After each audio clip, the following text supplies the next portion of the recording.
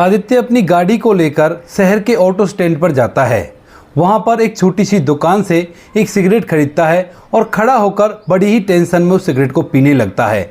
शाम का समय था और तभी अचानक से उसके सामने से एक बेहद ही खूबसूरत लड़की जो कि रेहड़ी चला रही थी और उसकी रेहड़ी पर एक व्यक्ति बेहोश हालत में पड़ा हुआ था, वह निकलती है और जैसे ही आदित्य इस लड़की को देखता है तो देखता ही रह जाता है, क्योंकि लड़की देखने में बेहद ही खूबसूरत थी।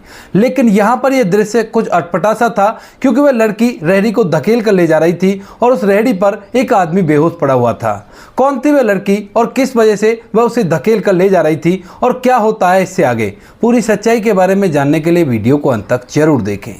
झारखंड के एक शहर के अंदर एक करोड़पति बाप का लड़का जिसका नाम आदित्य होता है, वह रहा करता है।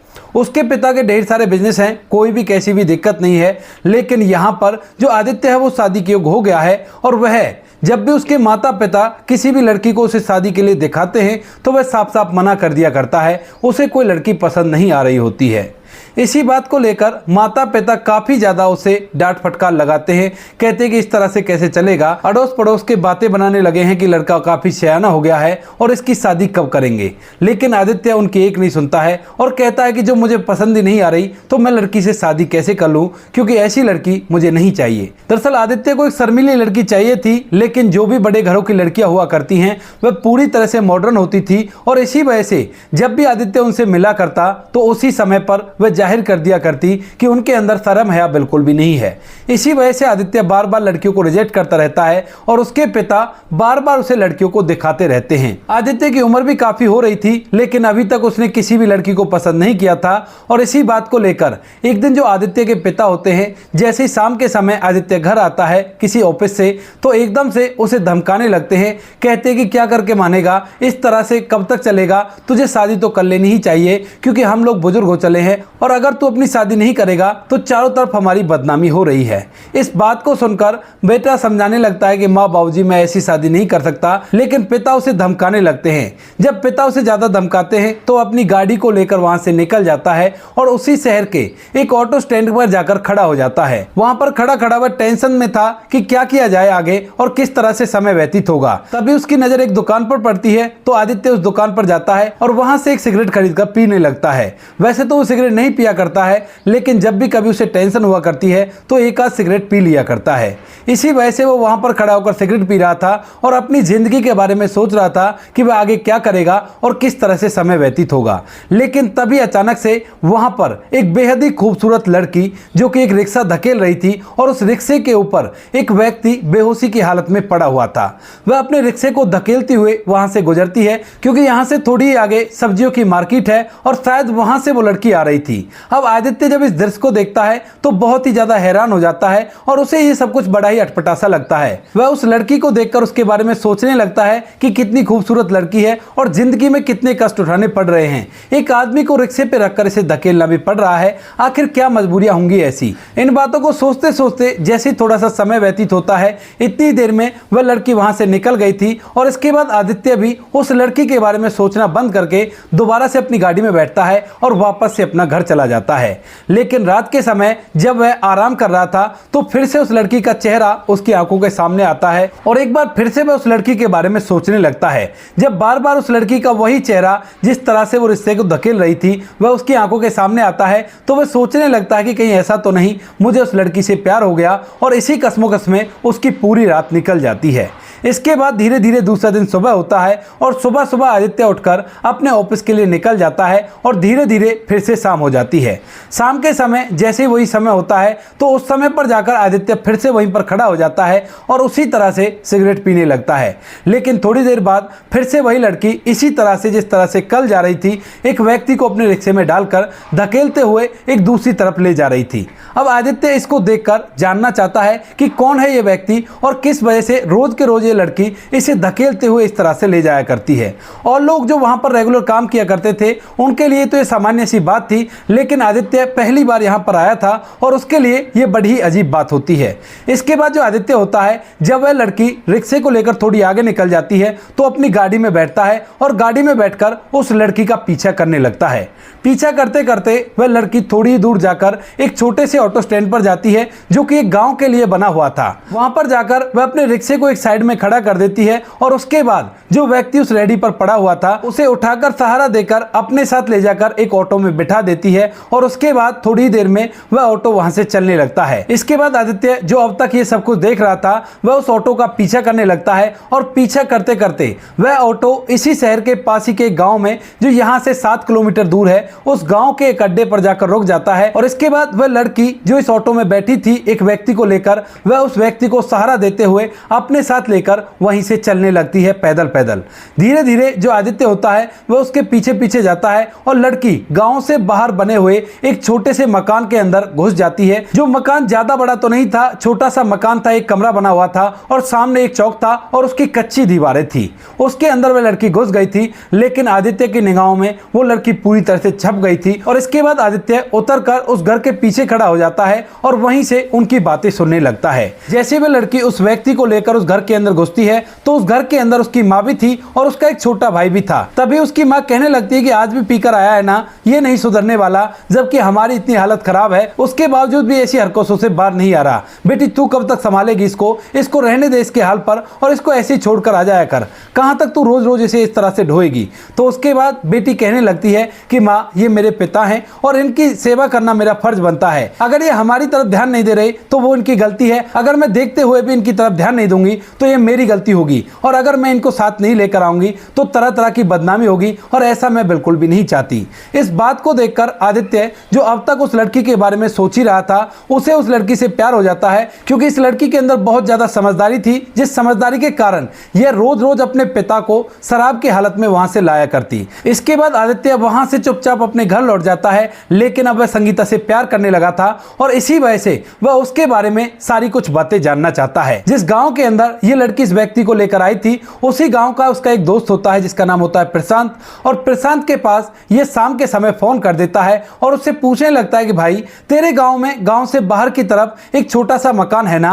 तो उसके बाद प्रशांत थोड़ी देर तक दिमाग पर जोर देता है और कहता है कि हाँ भाई, है तो सही, बताओ तुम्हें क्या काम है। तो वो कहने लगता है कि उस मकान के अंदर एक परिवार रहा करता है और उस परिवार में एक लड़की भी रहा करती है। तो उसके बाद जो प्रशांत होता है वह कहता है कि हाँ भाई, एक लड़की रहा करती है और काफी ज्यादा खूबसूरत है। उस लड़की का नाम संगीता है और वह अपने माता पिता के साथ और अपने छोटे भाई के साथ उस घर में रहा करती है। तो यहाँ पर जो आदित्य होता है वो कहने लगता है कि उस लड़की से यार मुझे प्यार हो गया है, क्या तू मुझे उसके बारे में सारी चीजें बता सकता है। इस बात को सुनकर वह लड़का जिसका नाम प्रशांत होता है वह पूरी तरह से हैरान हो जाता है और कहने लगता है कि यार तू क्या कर रहा है, वो बहुत ही गरीब लोग हैं, उनके पास कुछ भी नहीं है और तू तो एक करोड़पति है। लेकिन जो आदित्य होता है वो कहता है कि हाँ बात तो सही है, लेकिन जैसी लड़की मुझे चाहिए वो परफेक्ट वैसी ही लड़की है, ना तो इधर उधर की बातों पर ज्यादा गौर दिया करती है और अपनी जिम्मेवारियों को समझा करती है। तुझे भी पता है कि मेरे माता पिता काफी बार मुझसे शादी के लिए लड़ाई किया करते हैं और मैं सोच रहा था कि क्यों ना इस लड़की से मैं शादी कर लूं तो बड़ा ही अच्छा रहेगा, इसकी भी जिंदगी संवर जाएगी और साथ में मेरे को भी एक पत्नी मिल जाएगी और घर वाले भी खुश हो जाएंगे। इस बात को सुनकर प्रशांत थोड़ी देर के लिए चुप रह जाता है और उसके बाद कहता है कि ठीक है भाई, अगर ऐसी बात है तो बेशक से तू उससे शादी कर ले, कोई भी दिक्कत नहीं है। क्योंकि उसकी शादी के लिए कई बार घर वाले काफी ज्यादा परेशान हो चुके हैं, लेकिन बिना पैसों के लिए उनको शादी करने के लिए कोई अच्छा सा लड़का मिल ही नहीं रहा, क्योंकि सभी लोग दहेज मांगा करते हैं।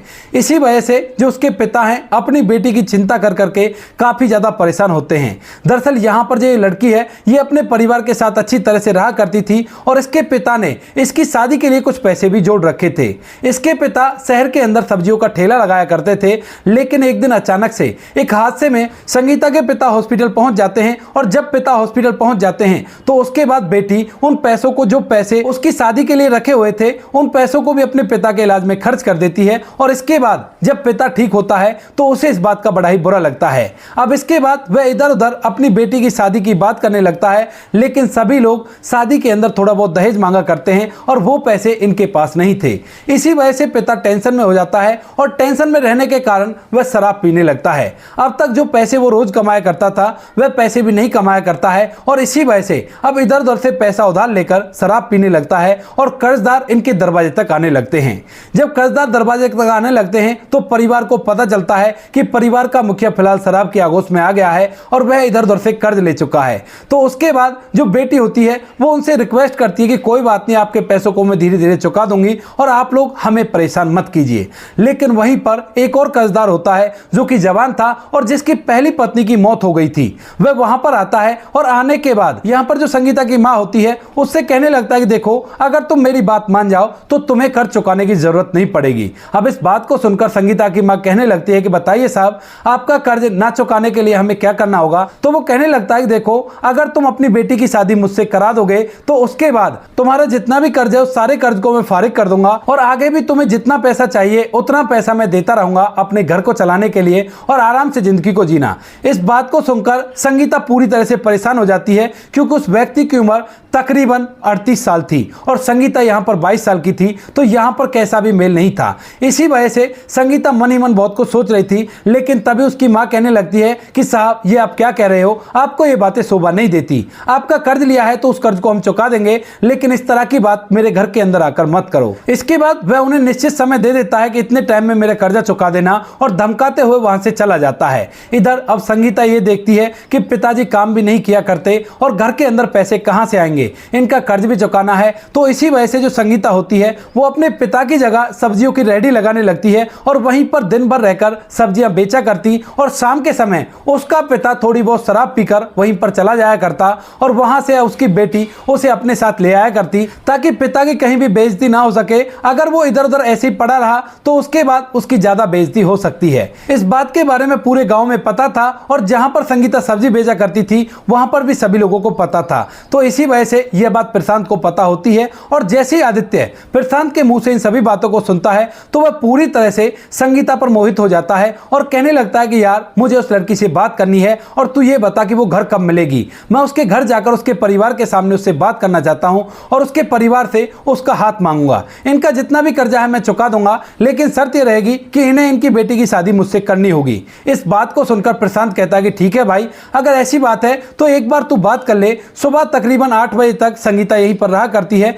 क्योंकि उसे घर का काम भी करना पड़ता है। यह बात सुनकर आदित्य चुपचाप अपने कमरे में आराम करने लगता है और रात भर उन बातों के बारे में सोचता रहता है कि सुबह सुबह जाकर वह किस किस तरह से बात करेगा। धीरे धीरे करके रात निकल जाती है और जैसे ही दूसरे दिन सुबह होती है तो सुबह सुबह 7:30 बजे ही आदित्य नहा धोकर तैयार हो जाता है और अपने दोस्त प्रशांत के पास फोन कर देता है। कहता है कि तू मुझे गांव के बाहर ही मिलना और वहीं से दोनों एक साथ चलेंगे और जब जाकर उनके घर में बात करेंगे। इस बात को सुनकर जो प्रशांत होता है वो कहता है कि ठीक है भाई, तू आ जा, मैं तुझे वहीं पर मिल जाऊंगा। इसके बाद आदित्य अपनी गाड़ी लेता है और गाड़ी लेकर सीधा उस गांव में पहुंच जाता है।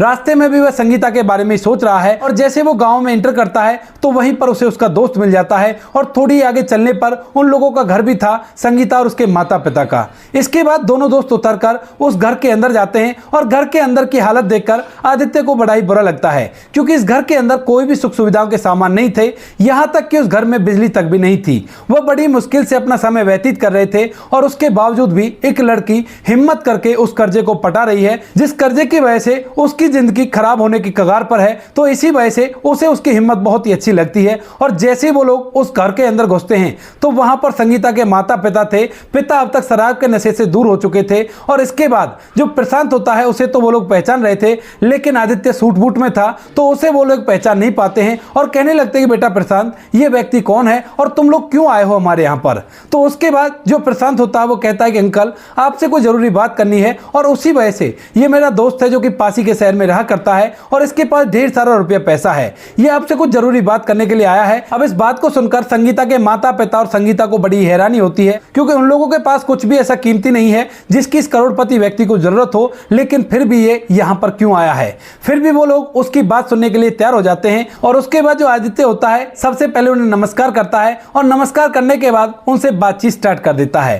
कहता है कि देखो, आपके परिवार के बारे में मुझे सब कुछ पता है और मैं जानता हूं कि आपकी बेटी शादी के हो गई है और आप लोग भी इसकी शादी करना चाहते हैं। इस बात को सुनकर माता पिता हम ही भरते हैं, कहते हैं कि हाँ बेटा, मैं शादी करना चाहता हूं। और तभी जो संगीता की माँ होती है उसके दिमाग में घूमने लगता है कि शायद ये लोग वैसा ट्रस्ट चलाया करते होंगे जो गरीब लड़कियों की शादी किया करते हैं और इसी वजह से जो संगीता की माँ होती है वो कहती है कि हाँ बेटा बताओ किस तरह से हम अपनी बेटी की शादी कर सकते हैं। तो उसके बाद आदित्य बताने लगता है कि दरअसल मैंने आपकी बेटी को वहां पर देखा था और 2 दिन देखने के बाद मुझे इससे पूरी तरह से प्यार हो गया, और जब मैंने प्रशांत से पूरी कहानी सुनी तो मैंने पूरी तरह से श्योर कर लिया था कि मैं आपकी बेटी से शादी करूंगा। ना तो मेरी कहीं पर शादी हुई है और ना ही मेरे पास किसी चीज की कोई कमी है। आप लोग मेरे बारे में तहकीकात भी कर सकते हो, लेकिन मुझे आपकी बेटी संगीता से शादी करनी है। अब इस बात को सुनकर संगीता के माता पिता को बिल्कुल भी विश्वास नहीं होता और वे सोचने लगते हैं कि इतना अच्छा लड़का और इतने पैसे वाला हमारी बेटी को भला कैसे पसंद करने लगता है। तो संगीता की मां कहती है बेटा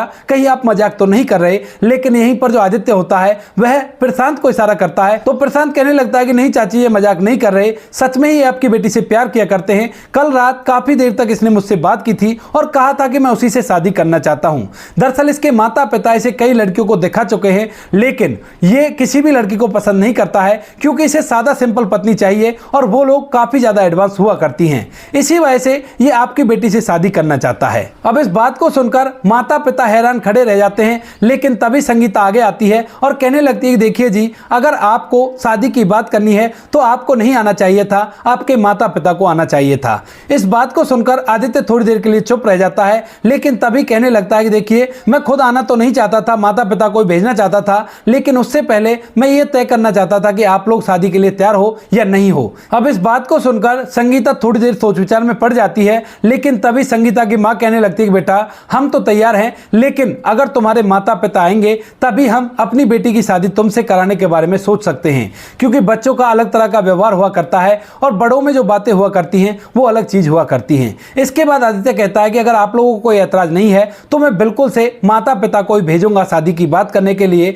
मैं खुद से शादी की बात नहीं कर रहा। इसके बाद संगीता की मां कहती है कि बेटा ठीक है, तुम अपने माता पिता को भेजो और शादी पक्की हो जाएगी और उसके बाद तुम्हारी हमारी बेटी से शादी हो जाएगी। लेकिन हमारे पास देने के लिए कुछ भी नहीं है, क्योंकि बेटी ने अब तक मेहनत करके कुछ लोगों का ही कर्जा चुकाया है। इसके बाद जो कर्जा बच जाएगा उसे मैं आराम से चुका लूंगी, कोई भी दिक्कत नहीं है, चाहे उसके लिए मुझे अपना घर बेचना पड़े। लेकिन तभी आदित्य कहता है कि आंटी आप चिंता मत करो, आप भले ही आपकी बेटी की शादी मुझसे कराओ या मत कराओ, लेकिन उससे पहले मैं आपको कुछ देना चाहता हूं। जो भी कर्जा आपके ऊपर है उस कर्जे को तो आप चुका ही देना, बात तो बाद में होंगी कि शादी हो या ना हो। ये लो कुछ पैसे, इन पैसों से मेरे ख्याल से आपका कर्जा चुक जाएगा। अगर इसमें भी कुछ कम रह जाए तो मुझे बता देना, मैं और पैसे दे दूंगा और कल माता पिता आकर आपके घर शादी की बात कर लेंगे। ऐसा कहकर आदित्य वहां से जाने लगता है, लेकिन जैसे ही वो उनके आंगन से बाहर निकलने वाला था तभी एकदम से पलटता है और पलटने के बाद कहने लगता है कि आंटी एक बार संगीता से तो पूछ लेते क्या वो मुझसे शादी करने में खुश है या नहीं है। इसके बाद जो संगीता की मां होती है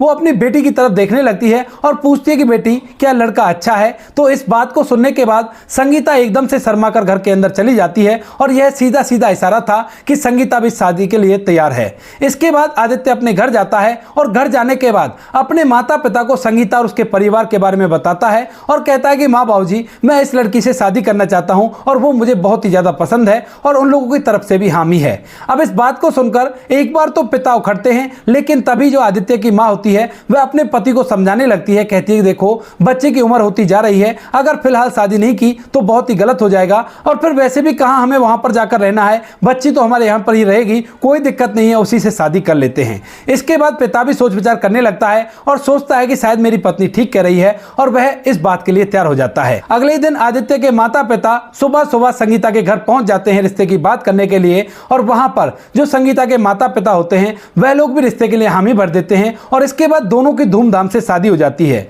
शादी होने के बाद संगीता दुल्हन बनकर घर के अंदर आती है और अच्छी तरह से घर को संभालने लगती है। संगीता के माता पिता के पास बिल्कुल भी पैसे नहीं थे, तो इसी वजह से आदित्य के माता पिता ने शादी में पूरा खर्चा किया था, लेकिन इस बात का वो बिल्कुल भी घमंड संगीता को नहीं दिखाते हैं और संगीता भी एक आदर्श बहू की तरह उनका आदर सम्मान किया करती है और लोगों की तरह नहीं, जैसे और अमीर लोगों की पत्नियां हुआ करती हैं कि माँ बाप का बिल्कुल भी सम्मान नहीं किया करती। ये तो अच्छी तरह से सम्मान किया करती है, सुबह शाम पैर छूना और जब भी कोई इनका जानने वाला घर के अंदर आ जाया करता तो उसका अच्छे से वेलकम करना। इस बात को देखकर माता पिता बड़े ही खुश होते हैं और अपने बेटे को बहुत ज्यादा शाबाश देते हैं, कहते हैं कि बेटा बहुत बहुत धन्यवाद जो तूने ऐसी लड़की को चूज किया, वरना और लोगों की तरह हम भी अमीर घर की बेटी को अपनी बहू बना लेते और वो बिल्कुल भी हमारा आदर नहीं करती।